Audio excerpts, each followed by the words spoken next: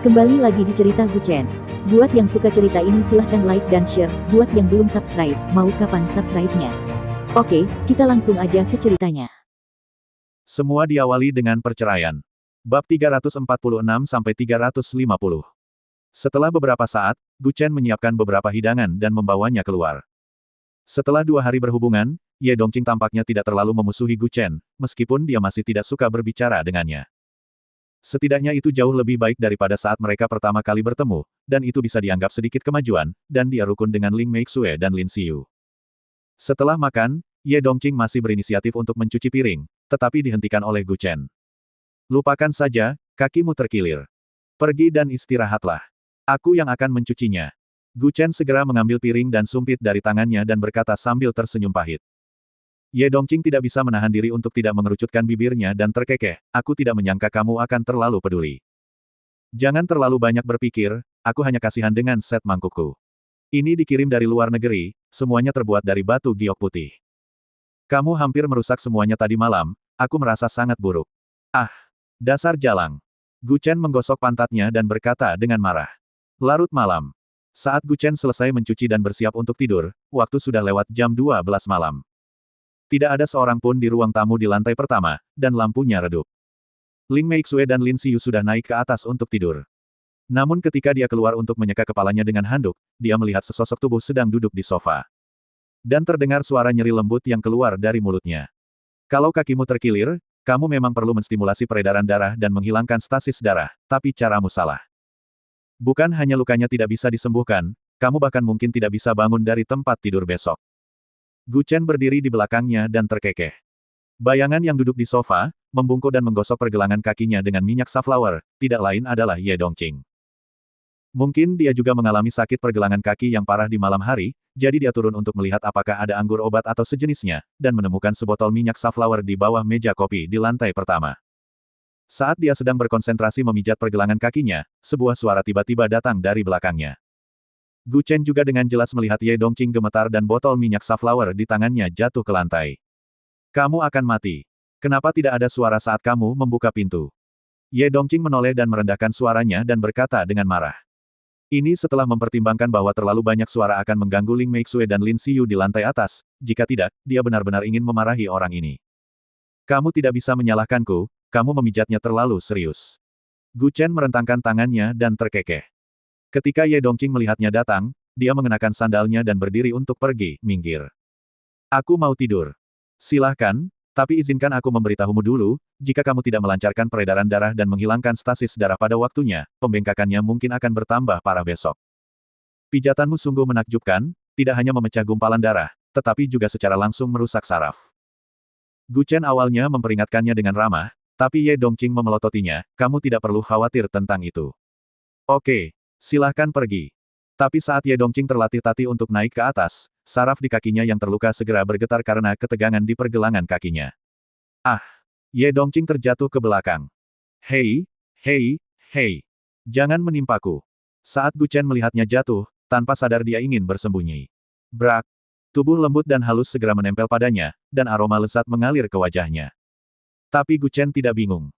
Ketika Ye Dongqing mendesaknya, bawahannya menyadari bahwa ditempatkan di bawah pinggangnya. Singkirkan tanganmu. Ye Dongqing memelototi Guchen dengan tajam.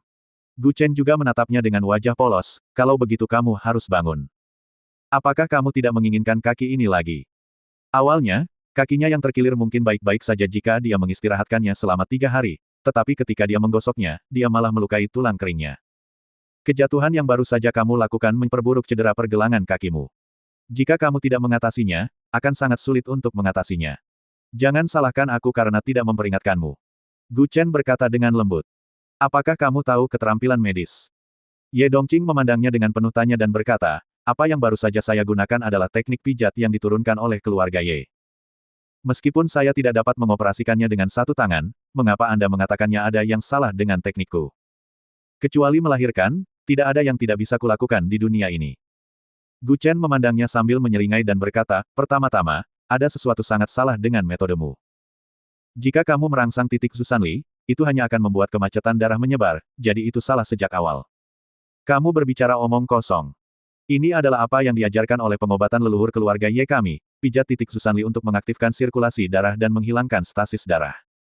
Tapi Gu Chen berkata dengan tegas, itu karena leluhur keluarga Ye salah. Memijat secara paksa titik Susanli seperti memadamkan api dengan api. Bahkan jika orang ini mempertanyakan keterampilan medisnya, dia sebenarnya mempertanyakan seluruh keterampilan medis keluarga Ye. Lalu di mana harus dipijat? Ye Dongqing berkata dengan marah. Ambil titik akupuntur Sanyin Jiao dan titik akupuntur Taichung. Kedua titik akupuntur itu sudah cukup, dan teknikmu terlalu asing. Duduk saja dan aku akan menggosokkannya untukmu. Gu Chen langsung menekannya ke atas sofa dan meletakkan kakinya di pahanya. Kaki orang cantik berbeda dari orang biasa. Kakinya sangat kecil dan sangat halus. Kamu gangster tua, aku tidak mau dipijit. Ye Dongqing hendak mengambil kembali kakinya, tetapi Gu Chen menekan titik Sanyin Jiao-nya.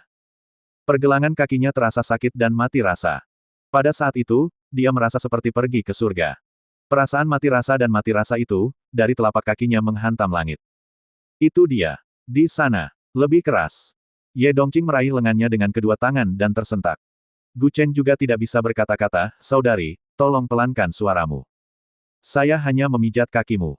Mereka yang tidak tahu mengira kita sedang melakukan sesuatu. Aku tidak bisa mengendalikannya. Ye Dongqing langsung menggigit pakaiannya dan membiarkan Gu Chen menggosok pergelangan kakinya. Untuk beberapa alasan, dipijat oleh pria ini, hatinya sepertinya seperti itu dilepaskan secara tiba-tiba.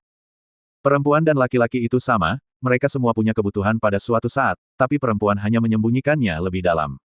Pelan-pelan. Lebih lambat. Itu sangat menyakitkan. Ye Dongqing menjambak rambut Gu Chen dan berkata dengan genit. Jangan menjambak rambutku. Ini akan segera selesai. Gu Chen berkata tanpa berkata-kata, kamu tahan. Teknik pemijatannya mulai meningkat seketika, dan pergelangan kakinya menjadi merah karena pijatannya. Gu Chen menekan titik akupuntur dengan cepat dengan jari-jarinya, lalu menariknya ke kanan. Yang terdengar hanya suara nyaring, dan tulangnya berdering. Ah! Ye Dongqing masih menjambak rambut Gu Chen, dan seluruh tubuhnya mulai bergerak-gerak. Setelah erangan teredam itu, Ye Dongqing ambruk di sofa, dahinya masih dipenuhi keringat. Itu hanya pijatan kaki, tapi rasa nyamannya sedikit memabukkan. Kenikmatan seperti itu tidak bisa dibandingkan dengan kata-kata. Kakinya lemah, terutama saat Gu Chen berhenti memijat, ototnya gemetar. Dalam satu kata, dingin. Jangan menyeretku. Biarkan aku melambat, kekuatannya belum hilang. Ye Dongqing mendorongnya dan melambai. Gu Chen tidak bisa menahan diri untuk tidak menggelengkan kepalanya dan berkata sambil tersenyum pahit, teknik yang baru saja saya gunakan adalah mengaktifkan saraf dengan cepat. Anda dapat berjalan normal setelah Anda tidur. Oke, ayo tidur lebih awal. Selamat malam. Kamu akan pergi begitu saja. Kenapa? Apa kamu ingin aku tidur denganmu? Ye Dongqing melihat sekeliling dan hendak melempar asbak di atas meja, tetapi saat ini Gu Chen sudah menghilang tanpa jejak. Tepat ketika dia kembali ke kamar dan menutup pintu, Ye Dongqing dengan cepat menghentikannya dengan lembut, tunggu. Bolehkah aku menanyakan sesuatu padamu? Tingginya 1,8 meter, rumahnya lebih dari 180 meter persegi, dan benda itu adalah 18 cm. Apakah ada hal lain yang ingin kamu ketahui? Setelah mendengar ini, Ye Dongqing menarik napas dalam-dalam beberapa kali dan mencoba yang terbaik untuk menjaga dirinya tetap tenang dan tidak mudah tersinggung. Baru 2 hari sejak dia tiba di Jiangsu, tapi dia merasa sudah menghabiskan seluruh hidupnya di Jiangsu. Dia sudah muak dengan api, dan dia tidak pernah menderita keluhan sebesar ini. Yang paling penting adalah pria tak tahu malu ini sebenarnya adalah tunangannya. Jika dia menghabiskan sisa hidupnya dengan orang yang tidak tahu malu, bukankah dia harus kehilangan 10 tahun hidupnya? Oke, aku tidak akan menggodamu lagi. Katakan saja padaku apa yang terjadi. Pinjam uang, tapi orang miskin ini hanya punya wajah tampan. Gu Chen merentangkan tangannya dan terkekeh. Ye Dongqing memutar matanya ke arahnya, siapa yang ingin meminjam uang darimu? Izinkan saya bertanya, pernahkah Anda mendengar tentang alkemis gila atau dewa pengobatan? Dikatakan bahwa orang itu telah tinggal di Jiangsu begitu lama. Keterampilanku juga bagus. Jika Anda memiliki masalah ginekologi, Anda bisa datang kepada saya. Jika tidak dapat disembuhkan, saya akan bertanggung jawab. Pergilah ke neraka. Ledakan. Ledakan keras. Akhirnya ada gerakan di sebuah ruangan di sisi kiri lantai 2. Pintu kamar Lin Xiyu terbuka. Dia berdiri dengan mengantuk di depan pintu dan bertanya, Saudari Dongqing, apa yang kamu lakukan? Kamu ingin kalahkan dia? Tidak apa-apa. Gu Chen. Keesokan harinya, dini hari. Karena hari ini adalah hari Sabtu, semua orang bangun terlambat, tapi Gu Chen biasanya bangun pagi-pagi. Sama seperti kemarin pagi, dia datang menemui Ye Dongqing melakukan yoga di ruang tamu. Pijatanmu cukup efektif. Setelah kamu memijatnya semalam, pergelangan kakiku tidak lagi bengkak hari ini. Ada sesuatu. Ye Dongqing berkata sambil terkekeh, masih berlutut di lantai dan melakukan peregangan. Gu Chen bersandar di pintu dan tersenyum ringan, aku bilang kamu terlihat cantik ketika kamu tidak mengutuk. Kamu gadis yang baik, tapi kenapa kamu selalu begitu menyebalkan? Menyebalkan. Ye Dongqing berbalik dan menatap pria ini dan berkata dengan marah. Ups, jangan berkecil hati, teruslah melakukannya, cepat atau lambat kamu akan bisa tidur denganku. Semangat. Gu Chen menyeringai dan mengangkat alisnya. Bang! Ye Dongqing, yang sedang melakukan yoga, jatuh ke lantai setelah mendengar kata-katanya yang tidak tahu malu. Ya Tuhan! Bagaimana bisa ada orang yang begitu tidak tahu malu di dunia ini? Merupakan keajaiban bahwa Anda dapat bertahan sampai sekarang. Ye Dongqing berkata dengan wajah tidak bisa berkata-kata. Jika orang yang tidak tahu malu seperti ini tidak mencocokkan kemampuannya dengan wajahnya, dia mungkin sudah mati ratusan kali. Jadi, kulit ini baik-baik saja, tetapi kamu harus memiliki kekuatan yang cukup.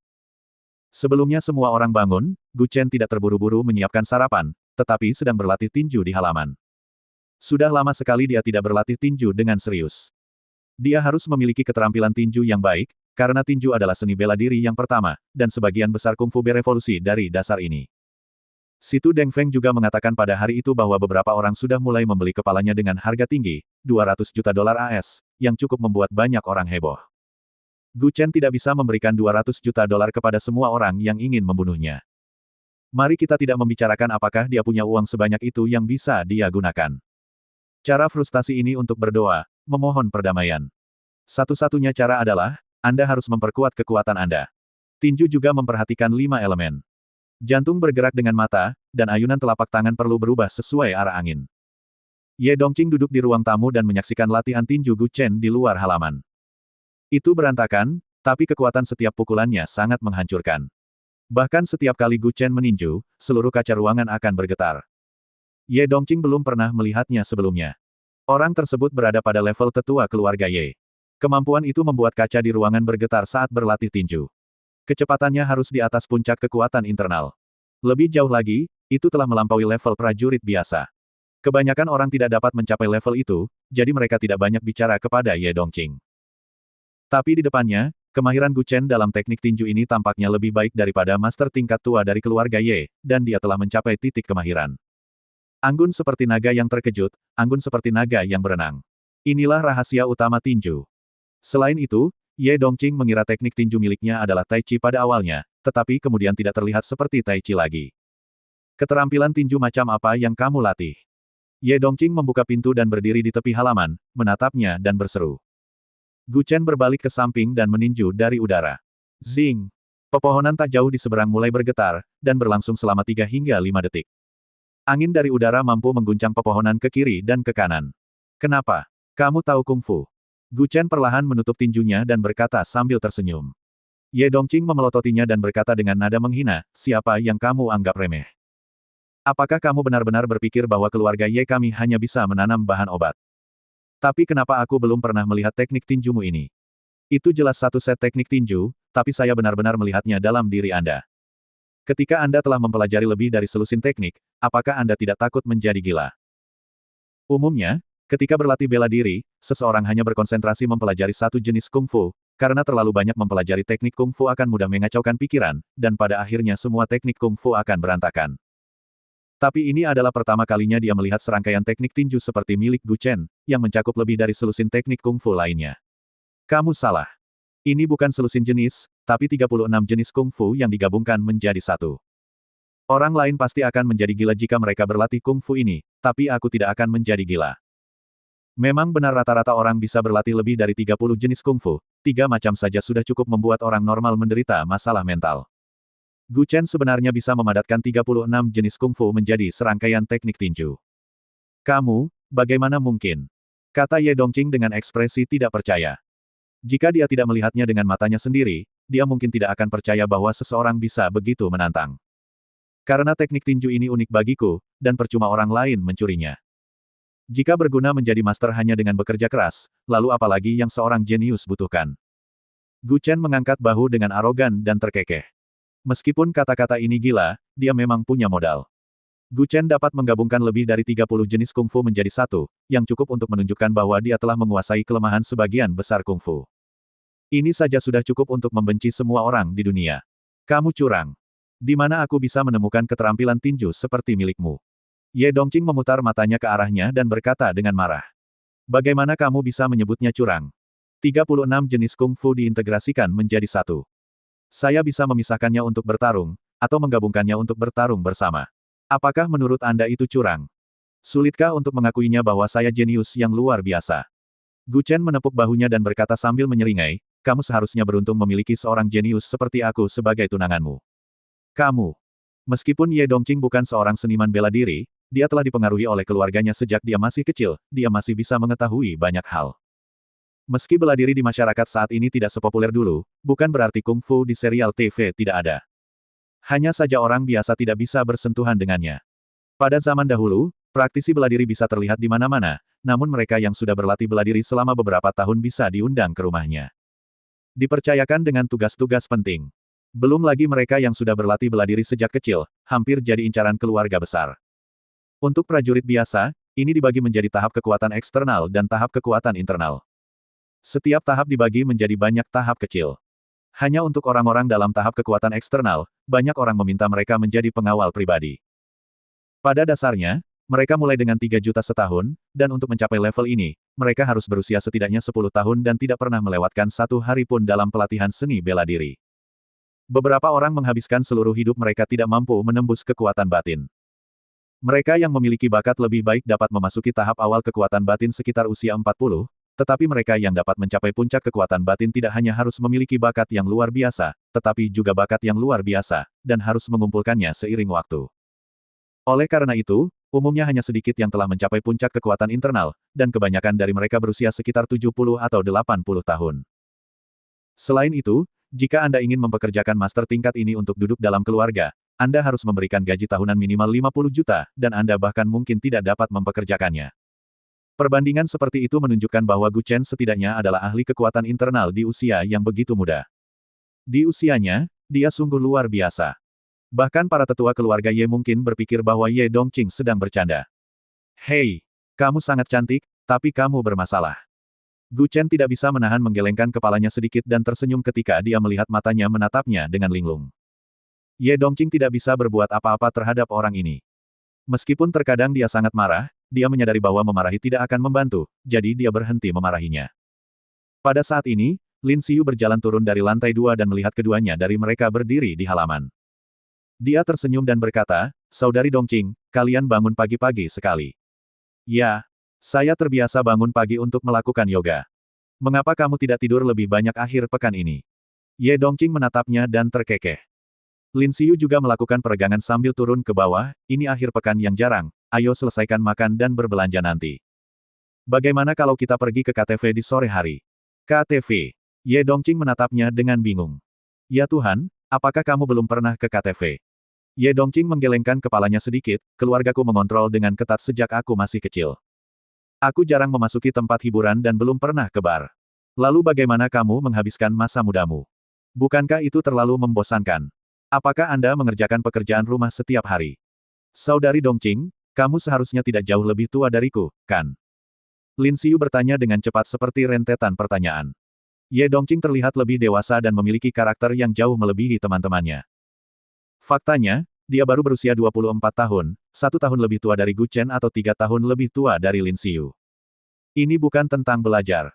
Saya sudah putus sekolah ketika saya berusia 16 atau 17 tahun, dan kemudian mulai mengambil alih bisnis keluarga. Jika Anda terlalu sibuk, Anda tidak akan punya waktu untuk istirahat yang baik. Ye Dongqing menunduk dan berkata sambil tersenyum masam. Ini membuat Lin Xiu sedikit terdiam. Dia benar-benar membenci dirinya sendiri karena menjadi yang paling bodoh. Mengapa kamu menanyakan ini? Apakah kamu mencari pelecehan? Di usia dari 16 atau 17 tahun, dia adalah gadis pengejar bintang.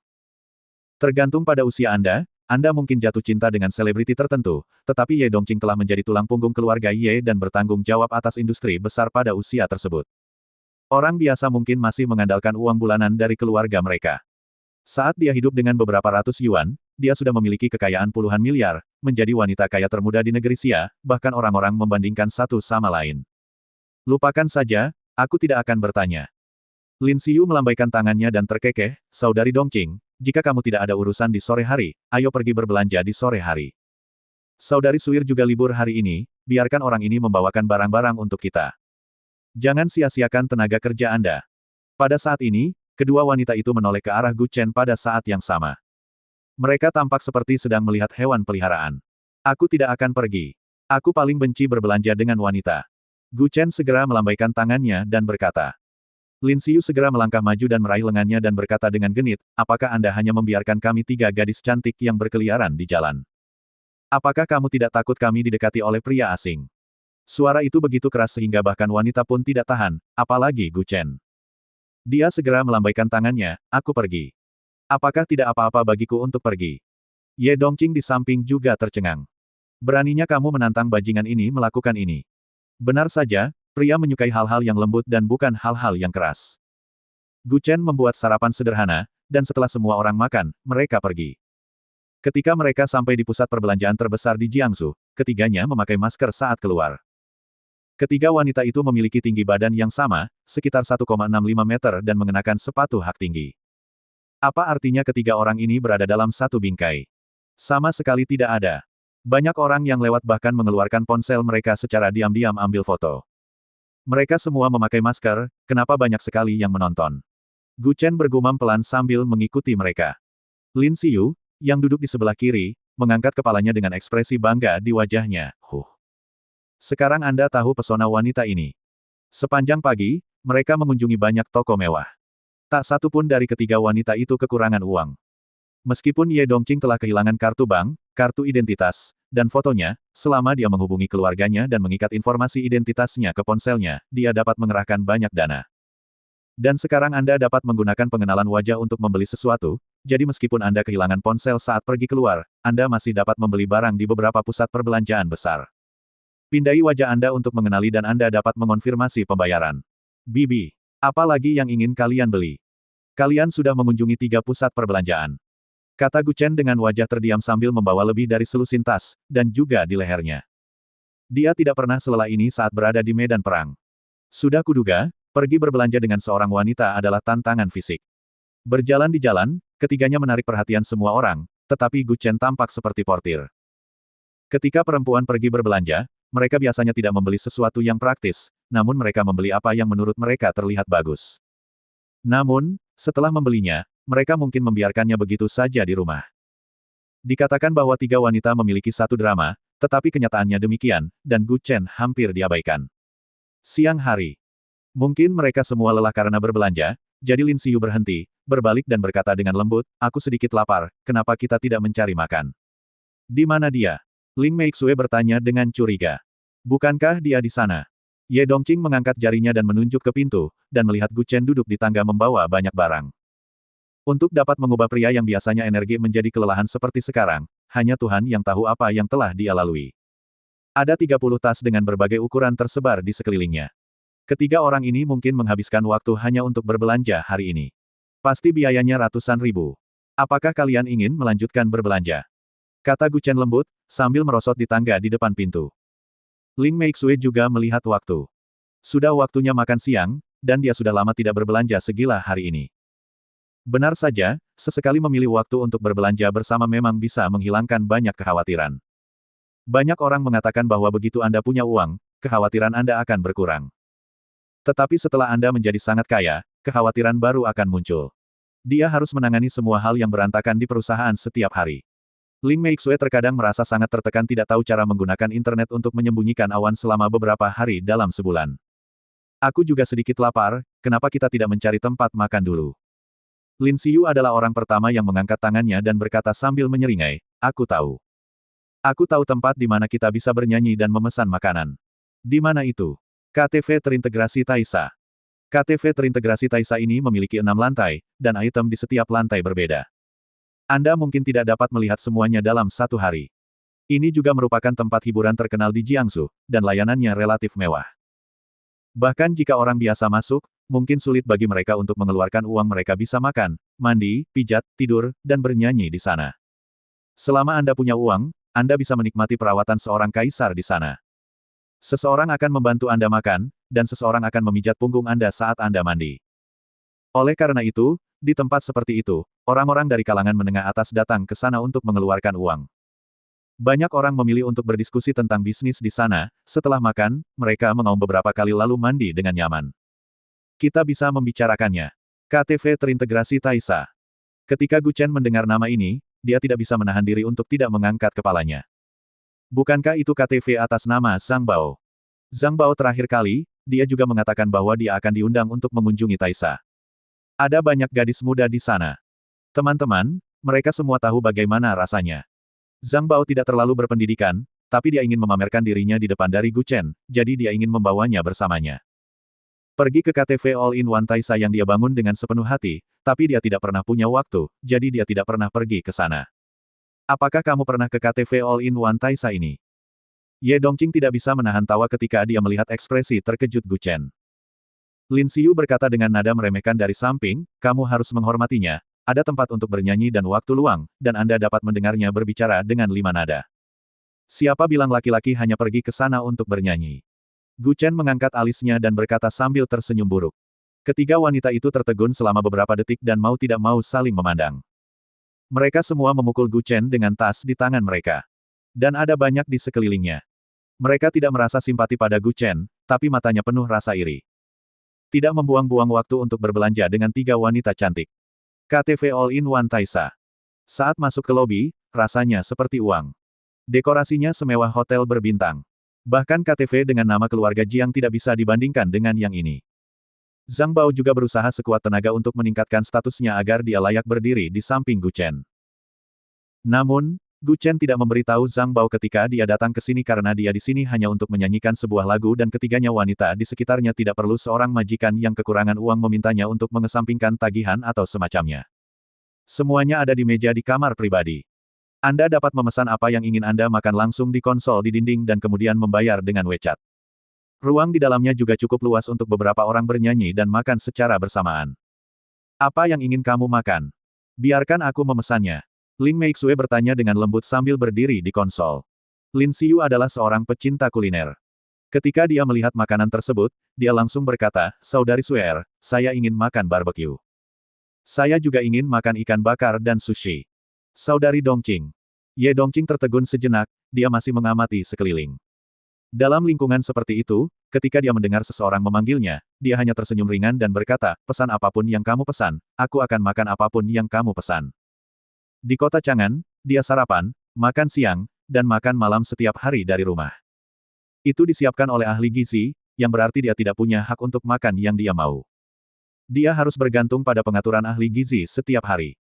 Ini aturan yang khusus ditetapkan keluarga untuk kesehatannya, jam berapa dia harus makan, berapa gram seafood yang harus dimakan setiap hari, dan berapa buah yang harus dimakan, semuanya dihitung. Akibatnya, dia tidak tahu apa-apa tentang barbecue, mie panas dan asam, mie campur, dan jajanan rakyat lainnya yang dimakan masyarakat kelas bawah. Meskipun dilahirkan dalam keluarga besar yang dapat memastikan bahwa kamu tidak perlu khawatir tentang makanan dan pakaian, hal ini juga membuat kamu berada di bawah banyak batasan dalam banyak hal. Jadi jangan selalu iri pada kebaikan orang lain, mungkin saja mereka juga iri padamu. Setelah memesan makanan, hanya dalam waktu 10 menit seseorang di luar membawakan makanan tersebut. Mereka mungkin memperhatikan bahwa perhiasan yang dikenakan ketiga wanita itu tidak murah, jadi sikap mereka sangat hormat. Makanan yang Anda pesan sudah tiba. Jika Anda memiliki pesanan, Anda bisa datang kepadaku kapan saja. Pelayan itu mengangguk dengan hormat dan berkata dengan lembut. Saat dia keluar, dia juga menatap Gu Chen dengan iri. Meskipun dia mengenakan pakaian biasa-biasa saja, dia mampu memiliki 3 wanita cantik terbaik untuk dirinya sendiri. Ini pasti karena dia menyelamatkan dunia di kehidupan sebelumnya. Sambil makan dan bernyanyi, mereka bertiga bersenang-senang. Meskipun Ye Dongqing belum pernah ke KTV, dia sering berbicara dengan mikrofon. Saat ada rapat di perusahaan, terkadang ada terlalu banyak orang dan dia takut orang di belakangnya tidak akan terdengar, jadi dia hanya memegang mikrofon. Setelah menyanyikan 2 lagu berturut-turut, dia melepaskan pengekangan sebelumnya. Ketika dia lelah, dia datang untuk makan sesuatu. Setelah istirahat, dia naik untuk bernyanyi lagi. Benar saja, jika wanita-wanita ini bersama, tidak akan terjadi apa-apa padaku. Gu Chen membuka sekaleng bir dan menggelengkan kepalanya sedikit. 10 menit kemudian. Hei, aku sangat lelah. Bernyanyi sungguh melelahkan tapi menyenangkan. Ye Dongqing menghela nafas panjang dan bersandar di sofa. Melihat Gu Chen minum bir dari kaleng, dia mengambilnya tanpa ampun. Hei, hei, hei. Ini. Ketika Gu Chen hendak mengatakan itu bir, Ye Dongqing memutar matanya ke arahnya, bukankah hanya sebotol minuman? Lihatlah dirimu. Sudah bagus kalau aku tidak membencimu karena kamu orang yang pelit. Kenapa kamu berkicau? Jin adalah karakter yang tidak pernah menabrak tembok dan tidak pernah menoleh ke belakang. Gu Chen melihat Ye Dongqing menyesap bir di kaleng dan meludahkannya ke lantai 3 detik kemudian, anggur. Mengapa ini anggur? Omong kosong, kamu datang ke KTV untuk minum di depan orang lain, jadi apa lagi yang harus saya minum? Tadi aku hanya mengingatkanmu, tapi kamu tidak ingin aku mengatakannya, jadi kamu tidak bisa menyalahkanku. Kamu bajingan. Kamu melakukannya dengan sengaja. Ye Dongqing awalnya seorang wanita normal, tetapi setelah bertemu Gu Chen, dia tiba-tiba berubah menjadi seorang yang cerdik.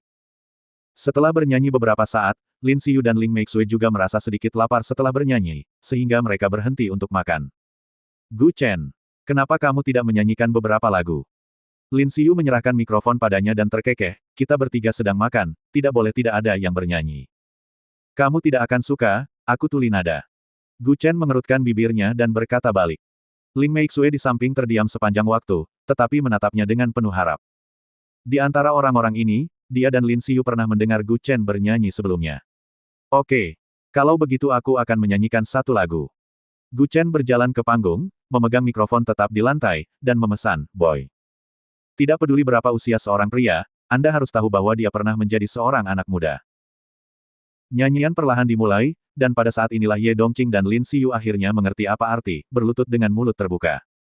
Berlutut, ini bukan berarti nyanyiannya tidak bagus, melainkan suara nyanyiannya yang begitu indah bahkan membuat orang bertanya-tanya apakah itu nyanyian dari penyanyi asli.